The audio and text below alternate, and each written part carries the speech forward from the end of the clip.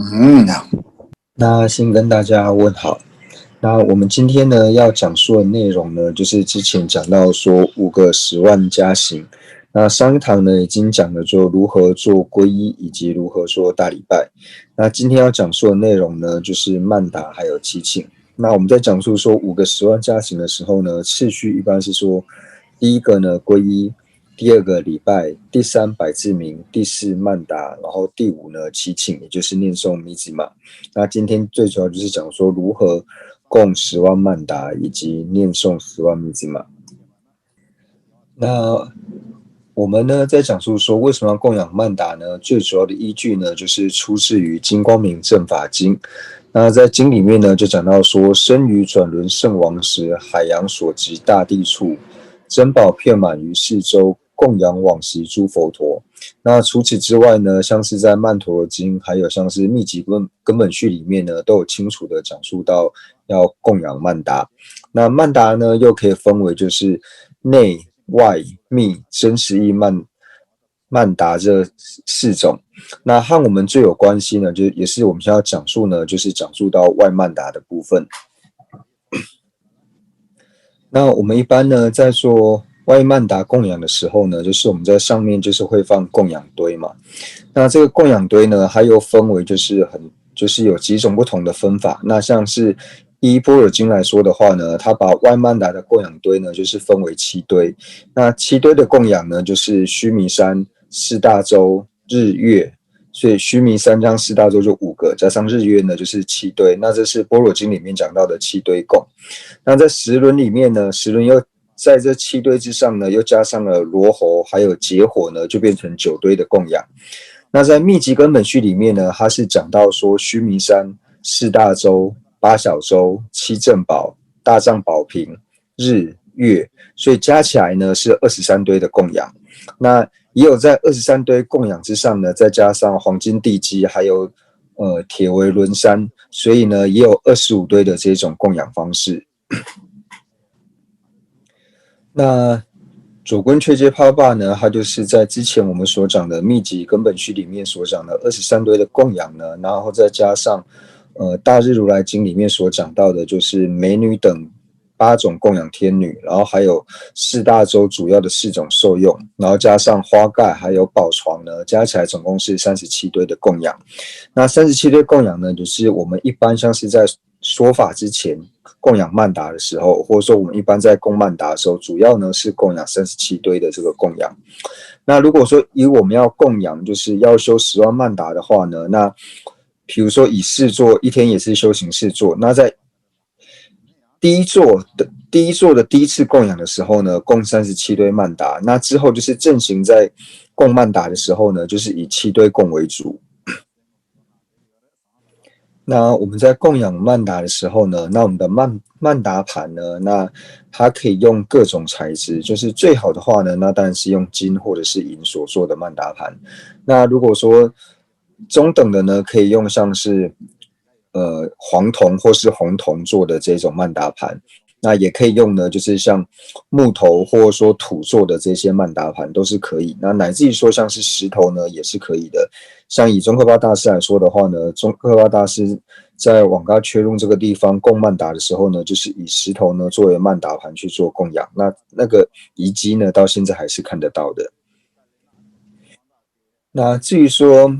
曼达盘它的形状和颜色呢，就是没有规定，就是你要用圆的也可以，要用方的呢也是可以的。那乃至于说呢，你配合着就是像是习真怀珠呢这事业呢，就是乃至于说用三角形的曼达盘呢去做供养都是可以。那一般我们在做供养的时候呢，是以就是白色的曼达盘，因为最主要我们所供的是习业。那当然说用黄色的呢都可以，所以它实际上呢形状跟颜色呢并没有特别的规定。那至于说曼达盘的大小呢，也没有规定。那当然说是越大越好。那有说就是最小呢，不能比我们自己吃饭的碗呢还要来得小。那至于说我们用作供养堆的这个供物呢，就是如果最好的呢是可以用到像是金或是银或是珊瑚或是各式各样的这些珠宝呢都是可以的。那如果没有这一些的话呢，那我们像是用药粉或者说香粒，就是药粒或是香粒呢来做替代呢也是可以。那乃至于说呢这些都拿不到的话呢，我们用米或是麦这些呢来做替代呢都是可以的。那就是我们在做前行准备的时候呢，那就是大家有看到说阁下手上拿的这个曼达盘，就曼达盘的里面呢跟侧边呢，就是可以涂上五净物。那曼达盘的上面呢，就它上面的那一面呢，还有说我们要供的那个供养堆的，无论说像是石头还是什么的，那如果可以先用就是红花水或者说五甘露呢去泡过的话呢，那是很好的，就是最圆满的方式是这种方式。那刚刚呢，我们就讲述到说，我们要供养的曼达盘它的材质，那它的形状、颜色，以及说呢，它里面所供的这些供物呢，它的材料呢，或者说我们做前行准备的时候呢，曼达要涂什么东西？那这些都做完之后呢，那接下来就是我们开始正供曼达的时候呢，那如果说开始要供曼达的时候，就在固定的地方，就是说我们供养曼的地方不要一直换来换去，就是确定说要在哪边之后呢，然后就在固定的地方。那同样的呢，在供养曼达之前呢，我们也是要先把就是我们要供曼达这个地方呢，先把它整理打扫干净，然后呢安置身于意象，然后呢放置各种的贡品。那这些前行呢都是一样的。那做完之后呢，那同样的我们是先做皈依和发心以及事无量心。那在做完皈依发心事无量心之后呢，那也就是念诵七支供养。那七支供养无论说是广轨或是略轨呢，都是可以。那这些呢是属于前行的部分。那接下来呢，就是要开始正供曼达的时候呢，就有讲到说，我们在拿曼达盘的时候呢，不可以空手拿曼达盘。所以一开始呢，先在我们的右手呢，就是拿少许的，就是供养堆。如果说我们是要供以米来说的话呢，那右手呢就先拿一些米。那有米之后呢，再把曼达盘拿起来。然后同样的呢，左手也是先拿一些米之后呢，然后再把这个曼达盘呢从右手交到左手之上。那在供养的时候呢，在一开始我们左手拿到曼达盘之后，然后在右手呢，就像阁下刚刚所用的姿势，就是拇指呢放在里面，然后同样拿起这个供养堆呢，然后用这边呢去磨曼达盘，磨曼达盘上面，然后往外呢擦拭3圈，然后呢再往内呢擦拭3圈。那往内擦拭3圈的时候呢，就观想我们获得了前方资粮田所有生与义的功德。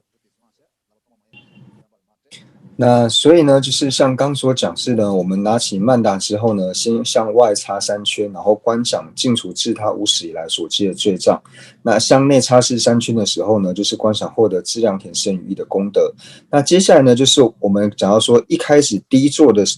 呢要供37堆，所以大家能够了解到说37堆呢如何的去供养是很好的。那我们一开始就是念诵到说，成供养净土，嗡本扎布米阿吽，然后大威黄金地基，瓮本在热卡阿吽，然后外铁为轮山围绕其中，然后再讲到说妙高须弥山王的时候呢，就是曼达盘的正中央呢，我们就是在正中央的时候呢是妙高须弥山王。那接下来呢就是我们在做曼达供养的时候呢，又分为2种，就是祈请曼达还有供养曼达。那我们一般呢都是在做祈请曼达，所以在做祈请曼达的时候呢，是以自己这一方呢做东方。那如果是供养曼达的话呢，就是我们的前方，就是我们的对面方呢当做东方。那因为现在我们大部分都是供养祈请曼的缘故呢，所以是自己这一方呢当做是东方，所以呢中间呢是妙高须弥山王，中间是须弥山王，然后呢念到东胜身州的时候呢，就是自己前面这边东胜身州、南瞻部州、西牛货州、北俱卢州，所以这样子呢就做了5堆的供养。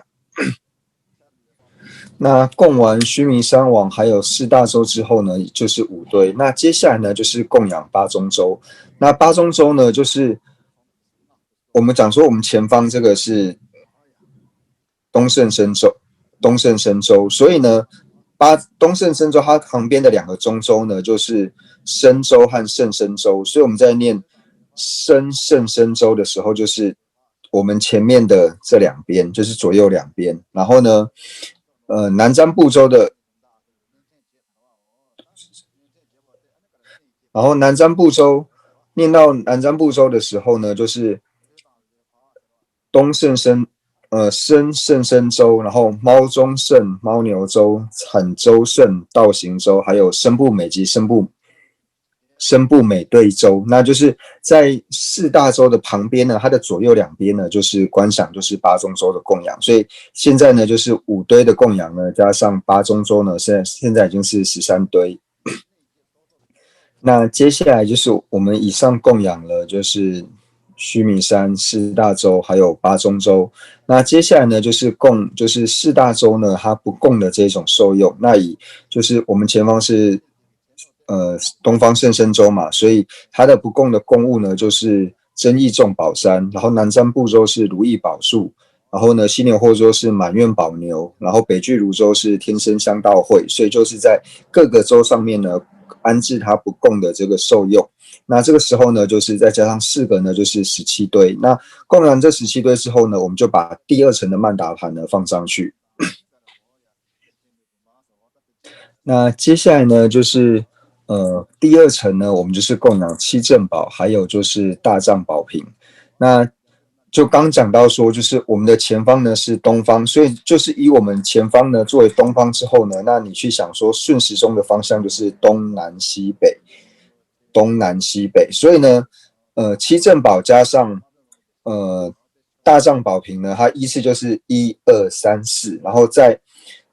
东跟南的中间，然后呢南跟西的中间，西跟北的中间，还有东跟北的中间呢，就是依次放上去，所以就是金轮宝、如意宝、王后宝、大臣宝、白象宝、骏马宝、将军宝，还有大藏宝瓶，所以总共就是我们讲的四方跟怎么讲，东南方、西南方、西北方跟东北方的方位，就是总共是8个方位，就是8方。那供完了就是七正宝还有大藏宝瓶之后呢，那接下来呢就是放上第3层。那第3层呢就是供养8种的供养天女，所以同样的呢，就是也是从我们的就是东南西北，然后呢加上就是东南、西南、西北、东北这4个方位，所以就是我们讲的8方啊，四面八方，就是同样就是从美女、花曼女、歌女、舞女、鲜花女、墨香女、灯谜女、涂香女，然后呢供养，就是做这8个供养。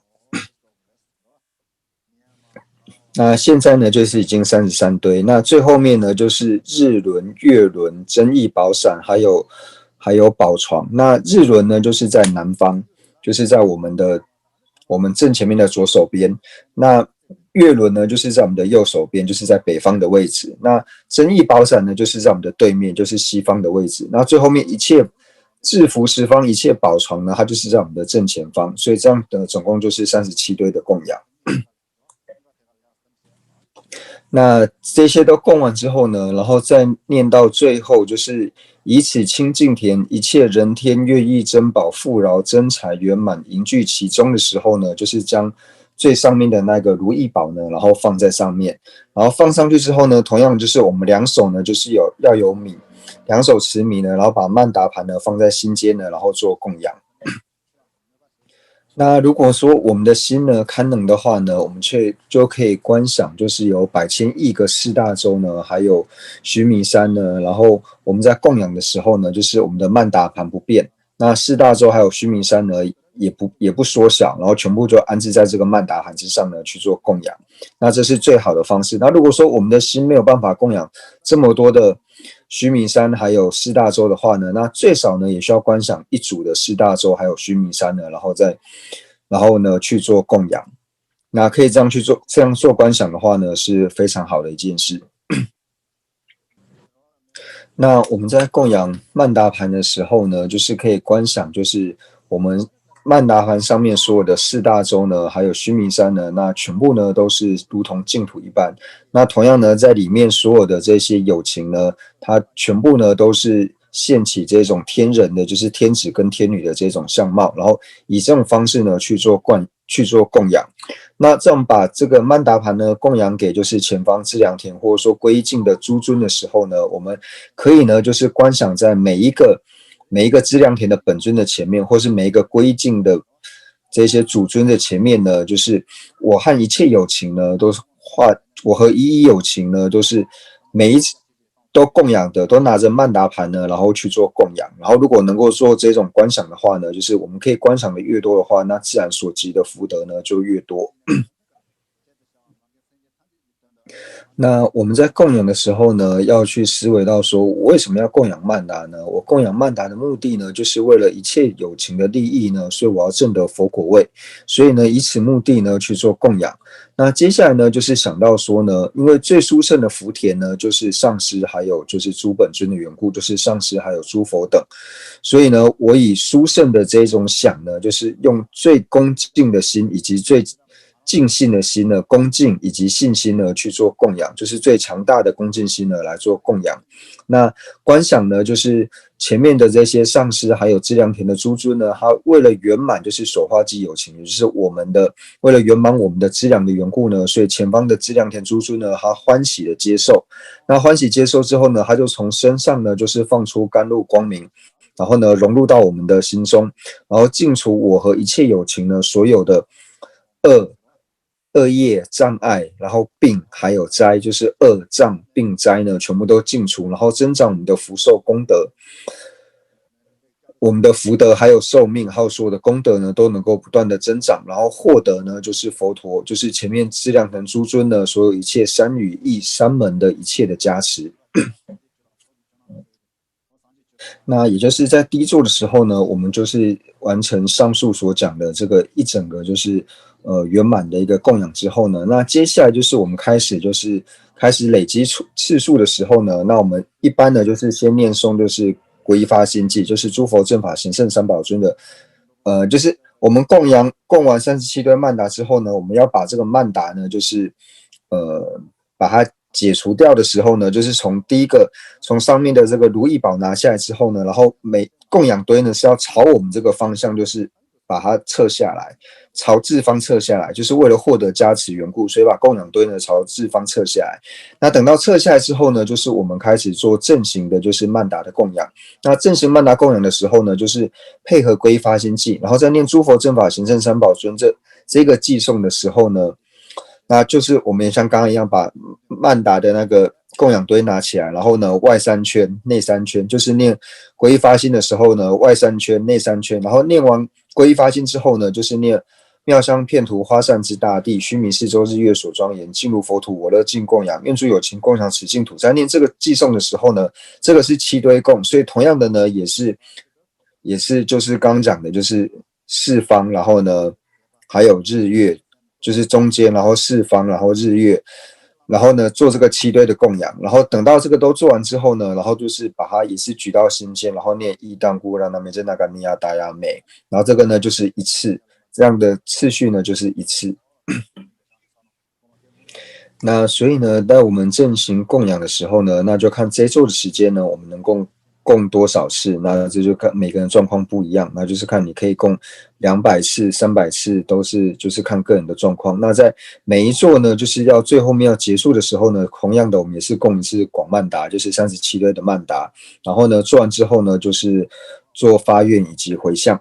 那供曼达呢，还有说像是在礼佛的时候呢，礼拜的时候呢，就是最主要呢，都不是说我们做了多少次数，次数并不是最主要，最主要呢就是我们要去观修所缘的形象。那供曼达的最主要的所缘形象呢，就是刚刚所讲的，就是我供曼达的目的呢，就是为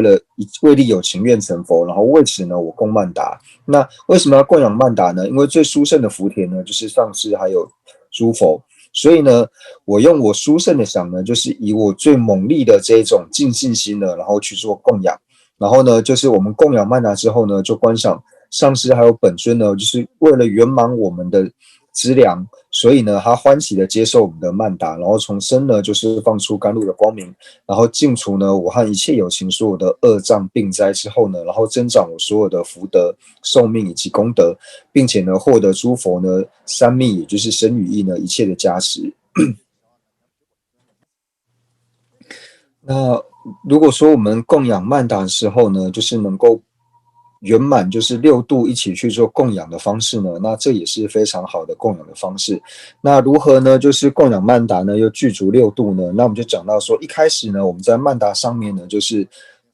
曼达盘里面我们去插那个牛的五净物的时候呢，那这个呢就是属于布施。在曼达盘上面涂抹五净物呢，是属于布施。那我们有讲到说，就是在曼达的曼达的这个面呢，曼达盘的表面，然后还有说我们的供养堆呢，不是要刚刚有讲到说能够去浸泡那个香水，红花水、浸泡红花水等等这些呢，那这个呢是属于持戒。那如果说因为如果是用米做供养的时候呢，有时候就是它那个供养堆上面呢会就是长虫，那我们把这个曼达盘上面的这个虫呢，就是把它们移走呢，就是不要伤害它们，把它们移走，这种呢是属于忍辱。那我们就是好好供养曼达这个呢，是属于就是精进。那我们在供养曼达的时候呢，然后能够一心专注呢，这个就是属于禅定。那在就是供养每一堆的时候呢，我们好好的呢去安置这个供养堆呢，那这个呢就是属于智慧。所以具备这样子去供养曼达的时候呢，就变成说具足6度的方式呢供养曼达。那我们呢，就是能够如法呢去供养曼达的话呢，那他如果说我们有在修持道次第的话，那他可以帮我们在心绪里面呢，就是快速的升起就是道次第的正德。那这边呢就有一个公案呢，就讲到说以前呢就是于且自在呢，就是讲到说滚巴瓦尊者。那滚巴瓦尊者呢，他有一次呢就是非常精进于修行的时候呢，然后就是很专注的这种状态呢，所以他有就是一段时间呢没有供养曼达。那没有供养曼达的缘故呢，所以他的曼达盘上面呢就是累积了一些灰尘。那刚好那个时候呢，就是总敦巴大师呢，然后来拜访滚巴瓦，然后呢他看到滚巴瓦就是曼达盘上面沾满灰尘之后呢，他就说：诶，你为什么不供养曼达？你为什么不供养曼达呢？那滚巴瓦就回答说：哦，因为我就是专注在内修，就是我专注在这个修行之上呢，所以忘记去供养这个曼达。然后总敦巴大师听了之后呢，然后就呵斥到说，就是你在说什么呢？你应该是要说阿底峡尊者他的修行比你还要来得好吧？但是呢，阿底峡尊者他修行比你好，但是他还是呢每天30的呢去供养曼达。所以呢，从此之后呢，就是于且自在滚巴瓦呢，他就开始呢，就是精进的呢供养曼达。所以后来呢，他也因为这个缘故呢，所以他就没有花太多的辛劳呢，就在心绪之中升起了道次第的这些正德。所以如果如理去供曼达的话呢，可以让我们快速的累积福德，也可以帮助我们的心绪呢能够升起道次第的正德。那就是大家如果说对于37堆曼达供养的方式呢，要是还不是很清楚的话呢，那就是因为现在网络很方便，大家可以去网络上面寻找，就是说就是37堆的曼达呢该如何的供养，就是有一些人他是就是把它做成了就是以图示的方式呢，就是来表示。那如果大家可以去找，如果说大家还是不是很清楚的话呢，那也没有关系，就是可以继续呢，就是发问。那阁下之后呢，会再为各位呢做讲述。那总之呢，就是我们在供养曼达的时候呢，最主要就是我们的所缘形象呢，最主要是在于说我们的所缘形象呢要明晰。那同样呢，在供养曼达之前呢，就是同样的。我们修正一乐的时候呢，就是以皈依发心、四无量心，然后七支供养。那接下来呢，就是正行的呢供养曼达，然后最后呢，不要忘记就是发愿以及回向。那以上呢就是结束了就是供养曼达的部分。那接下来我们就继续讲述就是祈请，也就是如何念诵密旨嘛。那接下来呢，我们就是讲到说，我们想要就是转变内心，或者说能够获得这些加持的缘故呢，所以我们会做祈请。那作为祈请的方式呢，就是有很多种。那以格鲁派来说呢，就是主要是以念诵密旨嘛，就是对宗喀巴大师做祈请。那也有一些是以说就是念诵自己上师的心咒呢来做祈请的呢，那都有。那这边呢，我们最主要呢就是讲述到说，就是念诵10万密旨嘛，然后来做祈请。那一般呢，就是我们在念诵密旨玛的时候呢，会配合着就是兜率众神兽，或者说我们讲的兜率百尊的这个课诵呢，然后来一起呢做修持。那同样的呢，我们在念诵密兹玛之前呢，那就是一样，也就是我们要先将我们要念诵密兹玛的这个地方呢，就是先把它给打扫干净。那打扫干净之后呢，就是安布生语意象。那同样呢，前方就是摆好贡品。那这些前行呢，基本都是一样的。那就是我们讲到说，在这边念诵密兹玛的时候呢，我们是配合着就是兜率众神颂呢，然后一起做观修。那所以在讲述的时候呢，我们也是同样把它分为就是前行、正行以及结行的部分。那我们安置好贡品之后呢，那接下来呢就是讲到说，加行六法的第三部分就是具足譬如八法呢，或是七法，或是八法呢，或是合一处呢，然后安坐，然后在安坐的时候呢，就如同我们上堂所讲述到的，就是可以在下方呢，就是用像是粉笔等等呢，就是画上就是右旋的万字来代表交骨金刚杵，然后上面呢就是安置吉祥草或是百节草。那安坐好之后呢，那同样呢就是来修正我们自己的意乐，修正意乐之后呢，那也就是来念诵皈依、发心，还有十无量心。那这些以上呢，就是属于前行的部分。那以上呢就是前行的部分，那接下来就是进入正行。那正行呢也可以分为两个部分。那第一个部分呢，就是我们呢就是从兜率天的兜率内院呢，也就是一级喜缘呢，就是迎请就是宗喀巴大师父子三尊。那迎请之后呢，我们就是做七支供养。那七支供养之后呢，然后就是开始对于就是宗大师呢做祈请，所以呢就可以分为这两个部分。那所以在我们讲述到说，第一部分呢，就是分为迎请父子三尊，还有七支供养。那就是我们讲到说，前部分就是七支供养，正行的时候的两部分呢，就是七支供养以上，然后以及后面祈请的部分。那七支供养以上呢，它就包含了两个内容。那第一个呢，就是迎请父子三尊，就是从兜率内院的一级喜缘呢，去迎请父子三尊，然后以及第二部分呢，是七支供养的部分。那这边呢，我们就讲说，我们从兜率内院呢，就是这边讲的兜率呢，跟我们之前在讲到说欲界六天里面的兜率天呢是不一样的。这边讲的兜率内院呢，是指说它是属于就是弥勒菩萨的净土，所以它像是一个寺庙的这种就是在这个花园里面呢有一个寺庙的形状。那执事菩萨呢，就是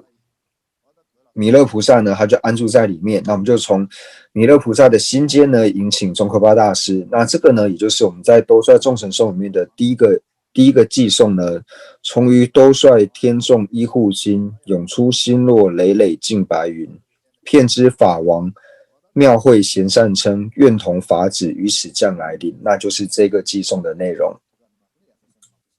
那所以呢，这边我们就讲述到说，就是我们是从兜率内院呢迎请就是宗喀巴大师。那这边讲到兜率内院的时候，就先稍微呢就是介绍一下，就是持世菩萨呢，就是弥勒菩萨他所安住的兜率内院呢是一个什么样的相貌。那基本的兜率内院呢，它就是弥勒菩萨的净土。那它就是在我们之前所讲的呢，就是兜率天呢，但是它并不是我们所讲的欲界的这个兜率天，它是在欲界兜率天的这个边上呢，然后有一个就是自成一处。那这里面呢，就如同净土一样，那它里面就是以各种黄金呢，就是铺地。那它这个地呢，就如同像是，比如说我们去那个草原上面呢，去行走的时候呢，那我们脚踩下去的时候呢，然后那个地好像会陷下去一样，但是呢，你脚抬起来的时候呢，它地呢又恢复原状，所以呢，兜率内院的地呢就如同这个样子，而且踩下去之后呢，我们的身心呢都会产生这种悦意的这种感受。那不仅于此呢，它的各处呢又有各式各样的这种珍宝，然后呢又有各式各样的这种鸟类。那这些鸟类呢，虽然说它现的是鸟的相状呢，但是它口中所发出这种悦耳的这种声音呢，基本呢都是讲述法语。那同样呢，在兜率内院里面的这些如意树呢，当风吹过的时候呢，它也会发出这种讲法的这种声音。那在这个一级喜缘呢，在这个园林里面呢，还有一个就是类似寺庙这个形状的这个建筑。那这个寺庙呢，它本身呢就是它的各式各样，它的材质还有各种的庄严呢，都是装饰呢，全部都是由这些重宝所成。然后它的屋檐呢，也是具备这种三重屋檐，然后有各式各样的床幡或是宝伞，然后呢作为这种装饰。那中科八大慈氏菩萨呢，就是安住在里面。那我们就是观想呢，从慈氏菩萨的心间呢，然后迎请父子三尊。那所以我们就观想完，就是了解到说兜率内院呢，它的建筑呢，还有说它的功德呢是如是之后呢，那接下来我们就观想说，在这个类似寺庙的这个大殿堂里面呢，那慈氏菩萨呢，他就安住在里面。那慈氏菩萨呢，他的相貌呢，就是具备32相80种随行好。那他的身呢，就是如同呢，就是我们知道说，像是黄金呢被阳光照射到的时候呢，它所发出的这种反光呢是非常亮眼的。那弥勒菩萨的身体呢，就如同这个样子，那就是有非常耀眼的这种金光。那他手呢所持的呢就是法轮印，双手呢持法轮印。那他的双脚呢，就如同说我们一般呢坐在椅子上呢，就是把脚放下来的这种坐姿。那我们观想就是慈氏菩萨呢，他的脸呢是朝向的，就是我们南瞻部洲的这个地方。那慈氏菩萨的四周呢，就有像是阿底峡尊者呢等这一些就是实地的大菩萨呢围绕。那弥勒菩萨呢，他本身呢讲述的经典呢，就是他也在为这些大地菩萨呢，就是讲述佛法。那讲述的内容呢，也是讲述般若经。那我们就观想呢，这样子的文殊菩萨呢，他的心间呢，就是有我们八吉祥里面不是有个吉祥节吗？就类似吉祥，就是有一个吉祥节的那个图案，然后就从这个吉祥节的那个洞里面呢，就是涌出很多的这种非常洁净的这个白云，非常干净的这种白云。那就从这个白云里面呢，它又分为就是三堆。那在这上面呢，就是安住着父子三尊。所以呢，就是这边所讲到的，从于兜率天众依护心，就是从兜率天众依护呢，就是慈氏菩萨，从慈氏菩萨心间呢涌出这种心落的这种累累的白云，就是非常干净的这个云呢，然后遍知法王庙会贤善称，就是宗喀巴大师呢，还有他的心子呢，乐同法子于此将来临。那我们就是观想呢，就是从慈氏菩萨心间呢，就是涌出了就是很多的白云。那这白云呢又分为三堆，那三堆呢就是父子三尊呢分别就是坐在上面。那我们就观想这个云呢，它就是从弥勒菩萨心间呢，然后飘到大概就是我们眉间的这个高度，就是在我们前方眉间的这个高度。那就观想呢，就是父子三尊呢，就是在前方。那同样呢，我们就开始就是观想呢，就是在这个云上面呢，那同样呢也是有8只雪山狮子呢所顶戴的这个宝座。那宝座上面呢也是有莲花殿、日殿、月殿。那宗喀巴大师呢就是安住在上方。那宗喀巴大师的相貌呢，就是双手呢就是持说法印，那两腿呢就是做金刚加趺坐，然后呢就是右边呢是，那他说法印的双手就是有持那个花的那个茎，莲花的那个茎，那茎呢就是连接到旁边呢就是接着莲花。那这两个莲花上面呢，就是一个是智慧焰剑，那一个呢就是经典。那就是如同，然后头上呢就是戴着就是黄色的这个班智达帽，那就是如同我们一般所见到的宗喀巴大师的相貌。那宗大师的右边呢，就是我们的左手边；宗大师的右手边，我们的左手边呢是贾朝杰大师。那宗大师的左手边呢，就是我们的右手边呢是克楚杰大师。那我们在观想的时候，就是克楚杰大师跟贾朝杰大师呢，他的双手呢是他们的手上呢是拿着经典，就是一手呢也是持说法印，然后一手拿经典。那经典呢，就是看我们现在是观修的是什么，你在观修什么呢？然后就观想这个是经典。那所以呢，就是刚刚讲到，就是他们双手呢，就是拿着就是我们所在修持的这个经典，那就表示说，我们对于我们所修持的这个所要修的这个内容呢，能够快速升起正量的一个缘起。那接下来呢，就是我们讲述到说，第一个寄送呢，它所讲的呢，就是我们迎请。那迎请之后呢，那接下来第二个寄送开始呢，就是七支供养的部分。那一般我们七支供养的次序呢，就是从礼敬、供养、忏悔、随喜、请转法轮，然后请注释不入涅槃。但是呢，在就是兜率众神颂呢，就是在这个兜率百尊的这个祈请文里面呢，它一开始呢就是先请注释不入涅槃。为什么要先放请注释不入涅槃呢？就是对于呢赐予我们教授的这个上师呢，祈请他们呢能够长久注释呢不入涅槃，这是很重要的。所以一开始呢就先对上师呢就是祈请能够请求他们长久注释，然后呢不要入涅槃，所以一开始就是请注释之。那接下来呢，就是我们请注释不入涅槃之后呢，那接下来呢就是礼敬之。那礼敬之呢，就是第一个呢，就是请注释不入涅槃之呢，就是在兜率众神颂里面，就是面前空中狮子连叶坐，至尊上师悉以燕然住，我心归信无上圣福田，会弘圣教，祈愿住百劫。就是说祈请呢，在前方就是狮子座上面的莲花座，还有月殿之上的这个上师呢，就是父子三尊呢，他们安住在上面，然后祈请他们为了圣教呢，能够注释呢，就是百千亿万劫。那请注释不入涅槃之后呢，那接下来就是礼敬。那礼敬呢，就是下一个寄颂，遍了一切所知名会意，贤士耳根庄严妙善语，道德名称光耀端肃深，见为意念得以我敬礼。那在念这个寄颂的时候呢，就观想我们自己的身体呢，就是化身为百千万亿身。那百千万亿身呢，在同时呢，就是以身语敬、语礼敬，还有意礼敬呢，就是一同的呢去做礼敬。那就是在念诵这个寄颂的时候呢，能够做如是的观想。那礼敬之后呢，就是供养。那供养的这个寄颂呢，就是夺意妙供种种功德花，吩咐烧土灯明众香水，实设一花浩瀚供海云，至诚供养上师圣福田。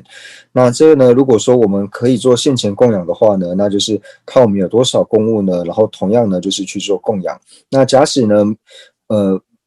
没有办法供养这么多东西的时候呢，那我们也可以去做就是观想供养。所以无论说是现前供养呢，或是观想供养呢，都是可以的。那在供养完之后呢，那就是忏悔之。那忏悔之呢，也就是接下来这个寄颂，我从无始时来广积集，生于一山所作重罪者，特于三部律以为乐品，至心痛悔，魔力各个忏。那也就是我们在忏悔的时候呢，就是要升起一个就是追悔的心，而且呢，有了追悔心之后呢，那也要升起一个就是将来呢不再去造作的这个防护心。总之呢，就是要具备呢势力忏悔呢，然后去做忏悔。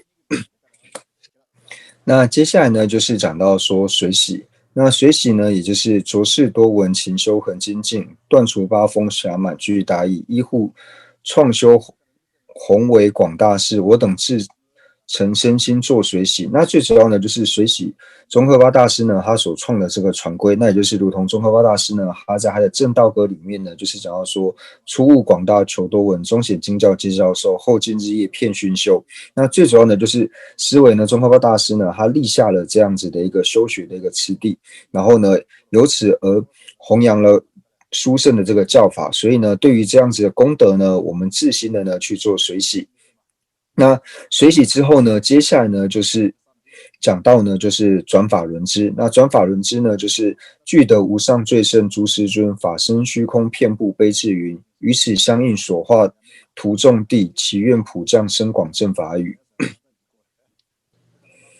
那做完了就是请转法轮之后呢，那最后呢就是回向之。那回向之呢，就是尽我所及诸善根，兴隆正法，饶益遍有情，有愿至尊法王宗喀巴圣教心流恒常普光印。就是祈愿呢，愿我所有集的这一些我所累积的一切的善根呢，然后希望宗喀巴大师他无论呢他的教法、他的教正法或是正正法呢，都能够不断的呢流传下去，使得圣教呢能够源远流长的不断的流传下去。那以上呢就是结束了从一开始的呢，就是从迎请开始，迎请父子三尊呢，然后到做完整个就是七支供养的内容。所以以上呢就是完成了迎请以及七支供养。那接下来呢，就是到正祈请的部分，就是祈请呢能够获得正德。那接下来呢，就是祈请呢能够获得正德呢，那同样呢，它也分为两种，然后一个呢就是希望说我们未亲近的呢能够亲近，然后呢然后还有呢就是我们所不了解的呢能够获得就是呃不了解的呢能够获得了解。那我们在这边呢就是在讲到说不了解的呢能够获得了解的时候呢，那我们就做呢就是七种智慧的这种观修。那七种智慧的观修呢，就是讲述到了就是如何呢，就是获得就是七种智慧。那七种智慧呢，我们所讲的呢，就是广大智慧、明了智慧、迅速智慧、甚深智慧，然后呢，还有就是大智，然后呢，讲论著等智慧。那一般呢，就是除了刚刚所讲的呢，就是让我们所不了解的呢，能够变得明晰之外呢，那也有呢，就是去除不尽呢，然后来做祈请，就是分两者，去除不尽的祈请呢，以及对于自己所不知的呢，能够明现的这祈请呢，分为这两种。那同样呢，在念诵密集玛的时候呢，它同样呢，也就是分为就是四门的念诵方式，或者说4句、5句、6句、8句、9句，就是有不同的这种密集玛的念诵方式。那一般呢，我们是念诵4句或是5句的。那4句呢，就是一般我们所讲的无缘悲心大藏观世音，无垢智慧至尊妙吉祥，学顶智者顶严中科巴，上会称扬莲足下齐请。那是5句的呢，就是无缘悲心大藏观世音，无垢智慧至尊妙吉祥，摧伏魔君五欲秘密主，学顶智者顶严中科巴，上会称扬莲足下齐请。那念哪一种呢，都是可以的。那同样的呢，我们在念诵密兹玛呢，就是祈请的时候呢，它同样的呢，也就是分为就是3种的祈请。那3种祈请呢，就是一般我们所讲的，就是外祈请、内祈请呢，以及密祈请。那外祈请呢，最主要呢就是祈请就是外在这些的顺缘呢能够圆满。那内在的祈请呢，就是祈愿呢能够获得就是获得功德呢做祈请呢，这是属于内祈请。那密祈请呢，就是和本尊呢，就是作为无二的这种祈请呢，是属于秘密祈请。他斯基什拉。那第一个呢，就是外祈请的时候呢，最主要呢就讲到说，我们在念诵，就是我们配合密兹玛做观修的时候呢，就是想到说，第一个无缘悲心大藏观世音呢，那这个无缘呢，指的呢就是圆德圆空的这个智慧呢，由圆空智慧所摄持的这个悲心呢，那具备这样悲心的本尊。观世音菩萨呢，那观世音菩萨他的悲心呢，在所有菩萨里面呢，是没有其他菩萨呢能够比得上的。所以第一个呢，讲到说无缘悲心大藏观世音。那同样的呢，第二个呢，无垢智慧至尊妙吉祥呢，就讲到说，这边讲到说无垢的智慧呢，就是了知一切诸法实相的这种智慧呢，在所有的菩萨之中呢，也没有如同妙吉祥，也就是像文殊菩萨一样的。所以呢，如同观世音菩萨一样的悲心，以及呢，如同文殊菩萨一样具有这种无垢智慧的呢，那宗喀巴大师呢，就如同他们2位一样，具备和观世音菩萨一样的这一种悲心，以及呢，和文殊菩萨呢，具备一样的智慧。那所以呢，就是外功德的这个祈请呢，最主要呢，就是以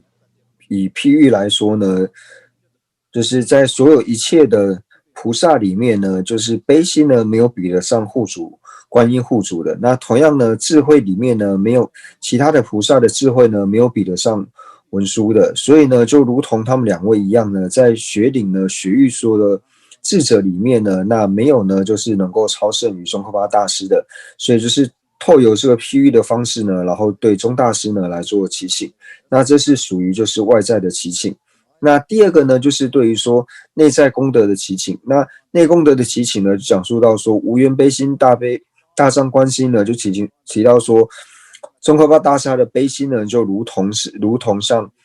观音护主一样呢，如同观音护主一样的悲心，那他的智慧呢，也是如同呢就是妙吉祥一样的智慧，所以呢，这是从内在具备悲智功德的方面呢，然后对宗喀巴大师来做祈请。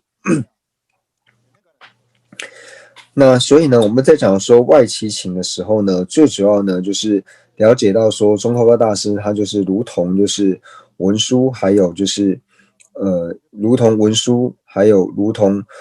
护主观音一样呢，那超胜于其他的菩萨一样，所以宗喀巴大师呢，也就是在他的这些所有的这些功德方面呢，超胜于其他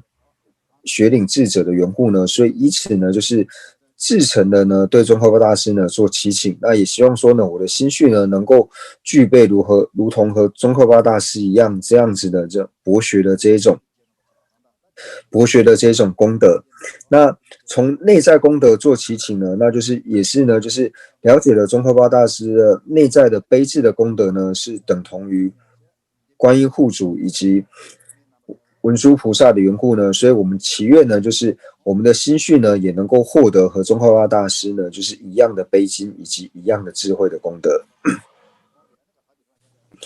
那第三个呢，就是讲到说秘密祈请。那秘密祈请呢，讲到说与本尊呢做无二的祈请。那这里呢，就讲述到说，就是我们知道说呢，观自在菩萨呢，他是护主观世音呢，他是一切诸佛呢，就是悲心所及之后呢，所显现出来的本尊相呢，就是观自在。那所以观自在护主观自在呢，他化身为人的相貌呢，就是宗喀巴大师。那所以同样的呢，就是三世所有一切诸佛呢，他的智慧呢，总集呢所显现出来的本尊相貌呢，也就是妙吉祥文殊的相貌。那文殊呢，他化身为人的形状呢，就是化身为宗喀巴大师的相貌。那同样呢，就是秘密主呢，也就是诸佛一切呢，就是力量的所及，他们的力量所及的本尊呢，也就是秘密主。所以呢，宗喀巴大师呢，他就是悲心呢，还有智慧，还有力呢，他的悲智力功德呢，就是等同于护主观音以及至尊妙吉祥，还有秘密主一样。所以他的这些功德呢，和观自在妙吉祥和秘密主呢是无二无别的，就如同诸佛一样呢是无二的缘故呢，所以由此呢来做祈请呢，就是与本尊无二的祈请。因此呢，在做第三次呢，就是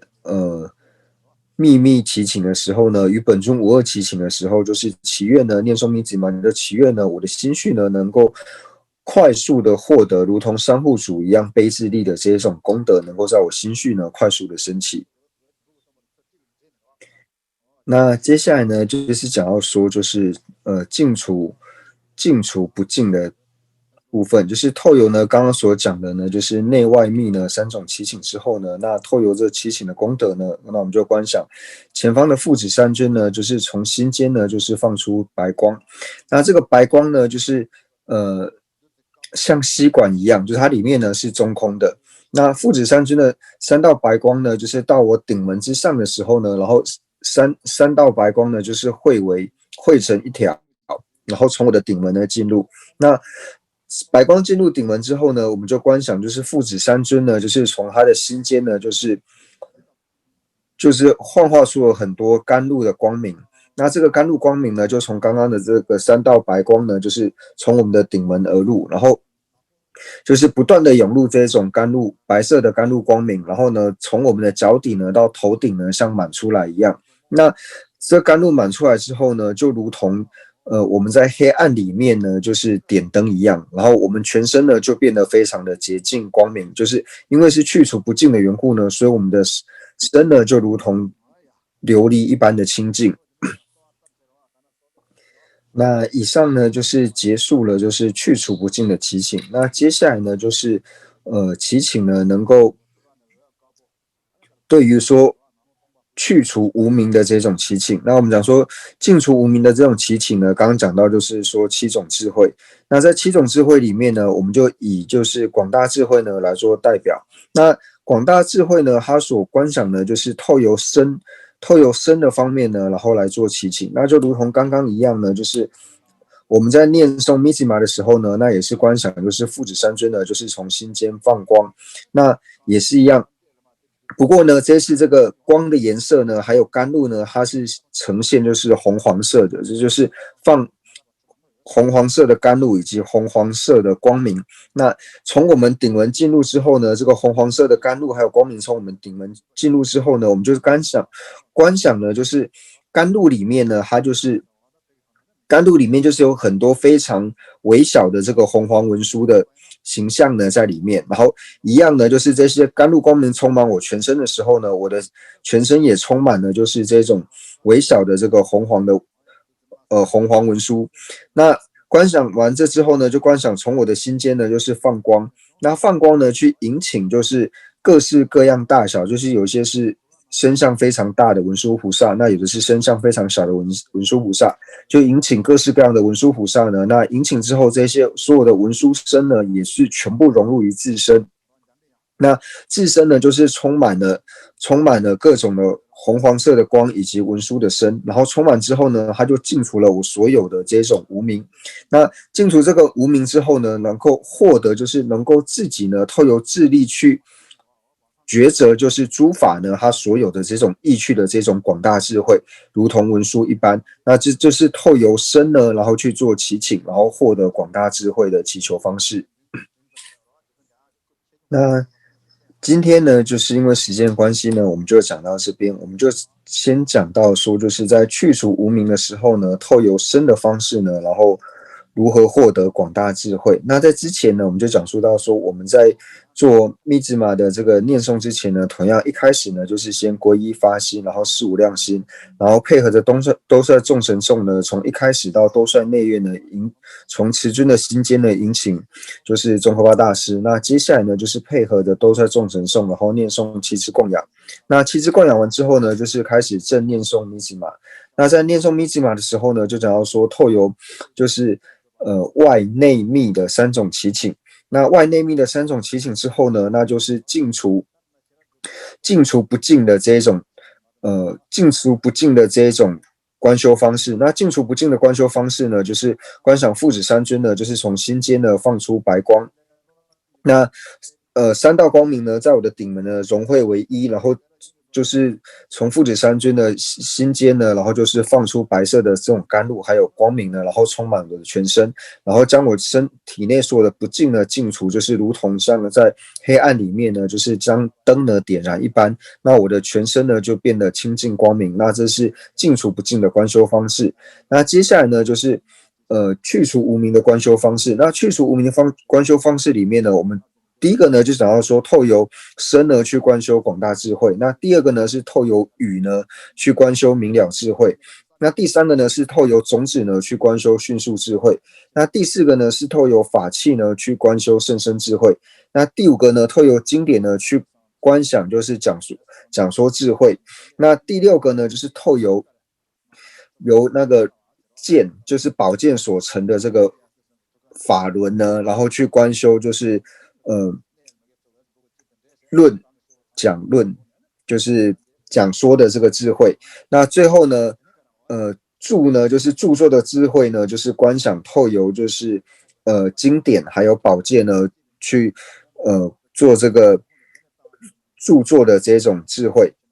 那所以呢，这七种智慧呢，就是只要了解第一个呢，透由身呢如何去观修广大智慧之后呢，那其他除了就是所观修的这些相状不同之外呢，那其他呢就是所缘都是差不多的。那我们在观修获得广大智慧的时候呢，就是同样的呢，也是从父子三尊的心间呢放出光明。不过刚刚是白光，现在的光明呢变成就是甘露光明呢变成红黄色的甘露光明，然后呢。那这甘露里面呢，就是充满了就是非常细小的这个红黄文书。那红黄文书呢，就是充满这个甘露光明，充满我全身之后呢，那我身体呢就是放光，放光之后呢，就是到一切诸佛的十方一切诸佛菩萨的心间呢，然后引请十方一切诸佛的智慧。那引请的呢是十方诸佛一切的智慧呢，不过所显现出来的呢，就是各是大小不同的文殊的这个身相。那引请来的这些文殊的身相呢，它融入于我身之后，那因为我刚刚已经身体里面已经充满了所有的红黄文殊，所以引起来的这一些诸佛智慧所化的文殊相呢，就融入于我自身的这一种我自身的文书，然后呢，净除呢我所有的这一种无明，然后呢，获得了能够透由智力呢，就是不需要依靠他人，能够由智力呢去了知，就是一切经论里面所讲的取舍的这种广大的智慧呢，如同文殊菩萨一般呢，能够获得。那这个呢，就是透由身的方式呢，去观修广大智慧。那就是呢，当我们每一座呢，就是要结束之前呢，那我们就是念诵，就是具得珍贵根本之上师，请来安住我心莲月座，并以甚深恩惠加持我，赐予身语意之诸成就。那就是观想呢，就是前方的父子三尊呢，那贾曹杰跟克主杰呢，就是融入于宗喀巴大师。那宗喀巴大师呢，他就到我的顶门呢，然后从我的顶门呢，然后进入我的身体之后，然后到达我心间的位置，然后和我心间呢，就是最细微的原始光明呢，和有最细微的心风呢，就是合而为一。然后呢，观想呢，宗喀巴大师安住在这边，然后能够赐予我呢，就是一切的身语意的成就。那做完这个观想之后呢，那就不要，也是要记得做发愿以及回向。那今天呢，就是有一点超过时间，所以跟大家说一声抱歉。那就是呢，在于对前行的，就是50万加行里面呢，我们除了就是百字明之外呢，那其他的就是4个10万加行呢，我们已经做一个大概的解释。那就是经过这样子的解释之后呢，那大家就是可以开始，就是如果有心要做加行的话呢，那可以开始就是边做一些加行，就是边做修持。那肯定在修持的时候呢，还会有很多的问题。那你们在修持要是有遇到任何的疑惑呢，那都可以就是随时做发问。那关于说就是观修密兹玛呢，我们在讲说7种智慧的时候呢，我们只讲了广大智慧的部分。那如果说对于这方面呢有需求的话呢，那之后呢，大家可以再继续的做发问，可以再问的再更仔细一点。那下一堂课呢，我们主要呢就是还是会回到安乐道论的部分，因为我们已经讲述完了共下士道还有共中士道。那下一堂课呢，我们就从上士道呢开始做讲述。